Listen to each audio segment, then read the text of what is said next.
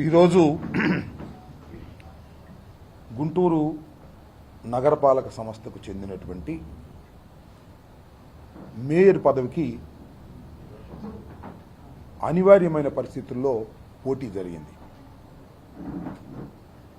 ముఖ్యంగా వైఎస్ఆర్సీపీ సంబంధించినటువంటి మేయర్ రాజీనామా చేయటం వలన ఆ ఖాళీని భర్తీ చేయటం కోసం ఈరోజు జరిగినటువంటి కార్పొరేషన్ మేయర్ ఎన్నికలో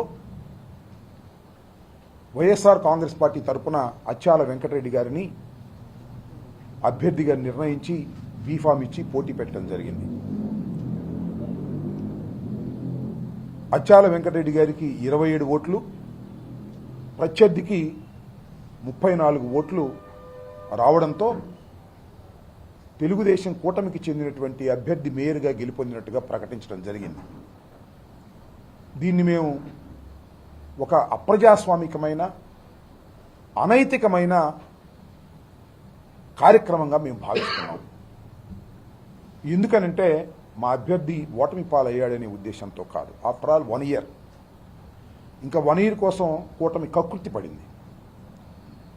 కూటమి కక్కుర్తి పట్టడమే కాదు, నానా గడ్డి కరిచింది. అనేక రకాల ఎత్తుగడలు, అనేక రకాల ప్రలోభాలు, అనేక రకాల ఆశలు కల్పించి ఈ 1 ఇయర్ కావలసినటువంటి మేయర్ పదవిని దక్కించుకున్నారు. వాస్తవంగా బ్రీఫ్గా ఒక చిన్న మాట చెప్పాలి. మొత్తం 57 డివిజన్లు కలిగినటువంటి ఈ కార్పొరేషన్ 2021 మార్చిలో జరిగినటువంటి ఎన్నికల్లో వైఎస్ఆర్ కాంగ్రెస్ పార్టీ 44 డివిజన్లు గెలుచుకుంది. మొత్తం 57 డివిజన్లు కలిగినటువంటి ఈ గుంటూరు కార్పొరేషన్లో 44 డివిజన్లు వైఎస్ఆర్సీపీ గెలుచుకుంది ప్రజాస్వామ్య పద్ధతుల్లో. తర్వాత మా అభ్యర్థి ఒక ఆయన రమేష్ గాంధీ గారు మరణించడంతో మళ్ళీ అక్కడ ఎన్నిక జరిగితే టీడీపీ గెలుచుకుంది. అప్పుడు ఏమైంది? 43, 10, 2 Janasena. This is the original strength. అంటే కూటమి కలిసిన 12 వాళ్ళు, 43 వైఎస్ఆర్ కాంగ్రెస్ పార్టీ. సక్రమంగా పరిపాలన సాగుతూ ఉంది. ఎన్ని ప్రలోభాలు పెట్టారో ఆ భగవంతుడికి తెలియాలా.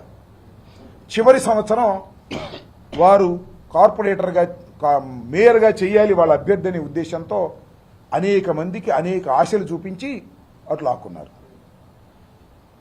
మా స్టాండింగ్ కమిటీ ఎన్నికల్లో కూడా అదే కార్యక్రమం చేశారు. అనివార్యమైన పరిస్థితుల్లో మేయర్ ఎన్నిక జరగవలసిన అవసరం ఏర్పడింది. ఆ మేయర్ ఎన్నికలో అచ్చాల వెంకటరెడ్డి గారిని మేము అభ్యర్థిగా పోటీ పెట్టడం జరిగింది. అందరికీ విప్ కూడా ఇవ్వడం జరిగింది. ఆ విప్ ఇచ్చినప్పటికీ కూడా చిత్రంగా ఏంటంటే, సహజంగా వారికి ఎక్సెప్షియో మెంబర్స్ 5 ఉన్నారు, మాకు 2 ఉన్నారు. 5 అంటే 3 ఎమ్మెల్యేలు, ఒక ఎమ్మెల్సీ, ఒక ఎంపీ. మాకు 2 ఉన్నారు, అప్పిరెడ్డి గారు, అదేవిధంగా మన యేసురత్నం గారు. ఇది ఒరిజినల్ స్ట్రెంగ్త్. ఈ పరిస్థితుల్లో మాకు 2 హాజరు కాల. ఇవాళ నిన్నటిదాకా మా అమ్మటే ఉన్నారు. 2 హాజరు కాల, సడన్గా హాజరు కాల. దీనిలో కూడా కూటమి ఆశపడేటువంటి కుట్ర, ప్రలోభాలు పెట్టే కుట్ర ఉందనేది మా అభిప్రాయం. దానిలో ఏమీ సందేహం లేదు.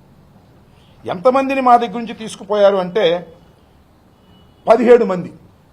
వాళ్ళకున్న 10, 2, 17 మంది. నేను ఇక్కడ మనవి చేస్తున్నా, విఘ్నులైనటువంటి గుంటూరు ప్రజానీకం ఆలోచించవలసిందిగా కోరుతున్నా. 17 మంది ఫ్యాను గుర్తు మీద గెలిచిన వాళ్ళు,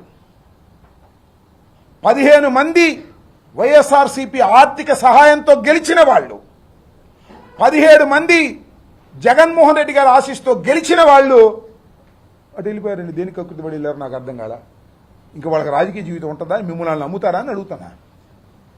ఈ పార్టీలో గెలిచి ఆ పార్టీలోకి వెళ్ళిన తర్వాత మిమ్మల్ని వాడుకుని వదిలేస్తారు తప్ప కూటమి ప్రభుత్వం మిమ్మల్ని నమ్ముతుందా, కూటమి మిమ్మల్ని నమ్ముతుందా అని అడుగుతా ఉన్నా. వెళ్ళారు. ఇప్పుడు ఎవరు అనాలో నాకు అర్థం కావటం. ఆశ పడ్డవాళ్ళు అనాలా, ఆశ పెట్టిన వాళ్ళు అనాలా? ఇది ప్రజాస్వామ్యం అపహాస్యం అవటమే, ఇంకోటి కానే కాదు.